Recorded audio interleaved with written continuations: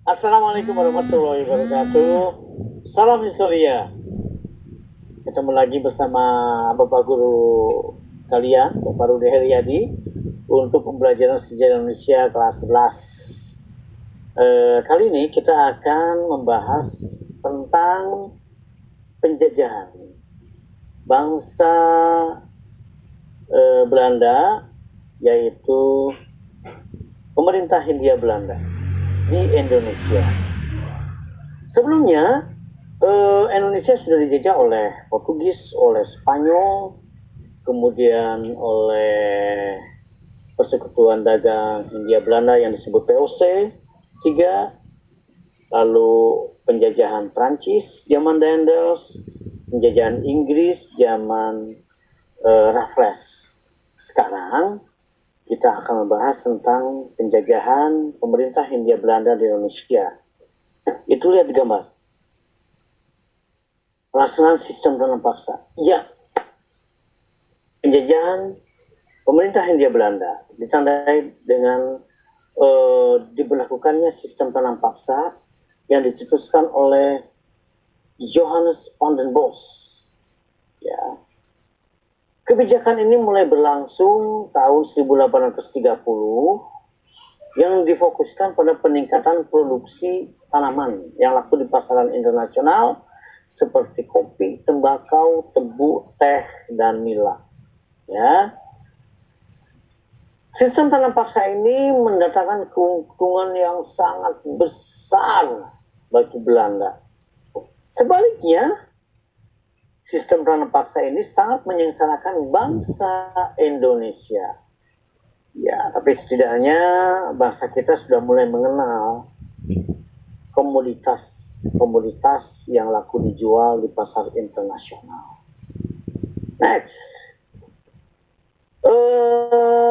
Anak-anak, kemudian sistem tanam paksa ini justru banyak menimbulkan reaksi keras dari kalangan kaum liberal di Belanda. Mereka menuntut supaya kaum liberal yang merupakan para orang kaya di Belanda ingin menanamkan investasi atau modalnya di Indonesia. Apalagi kelompok liberal ini di parlemen Belanda menang.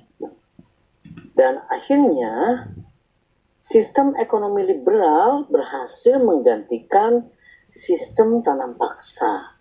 Berbondong-bondong para pemodal, pengusaha kaya Belanda datang ke Indonesia untuk membuka tanaman perkebunan di Indonesia.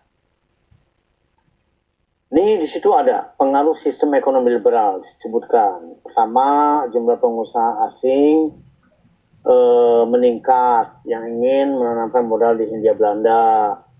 Banyak muncul perkebunan swasta asing di Hindia Belanda. Lalu berkembangnya kegiatan pertambangan dan terjadinya pengerahan tenaga kerja secara besar-besaran. Oke? Nah, pelaksanaan sistem ekonomi liberal ini menimbulkan dampak yang sangat besar. Di antaranya adalah eksploitasi sumber daya alam yang melampaui batas.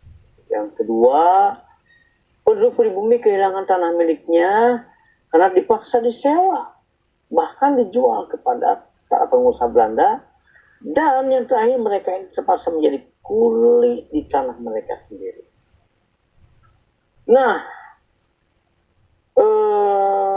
praktek sistem ekonomi liberal yang sangat tidak manusiawi ini kemudian mendapat tentangan dari kaum humanis di Belanda, dan mereka mengusulkan dilaksanakannya politik etis sebagai pengganti politik liberal. Ya, anak-anak, politik etis ini adalah politik balas budi, di mana rakyat Belanda menuntut pemerintah Belanda untuk memperbaiki nasib rakyat Indonesia yang mencapai tingkat kemiskinan dan kesengsaraan terendah sepanjang sejarah. Ya, di situ dijelaskan latar belakang munculnya politik etis, adanya kritik dari kaum humanis terhadap kebijakan politik liberal. Kemudian ada muncul artikel Ehrenschuld atau utang kehormatan yang ditulis oleh Konrad Theodor von Penter. Ya, politik etis yang kemudian juga disebut dengan Trias van de Penter diajukan oleh pemerintah Belanda dan diterapkan dalam 3 bentuk. Yang pertama adalah migrasi atau pemindahan penduduk, yang kedua irigasi atau upaya perbaikan sarana pengairan, dan yang ketiga edukasi atau memberikan pendidikan untuk penduduk pribumi. Demikian tentang pelaksanaan sistem penjajahan bangsa Eropa di Indonesia. Yang terakhirnya adalah bangsa Belanda. Semoga bermanfaat. Sampai ketemu lagi di pertemuan yang akan datang. Salam Historia.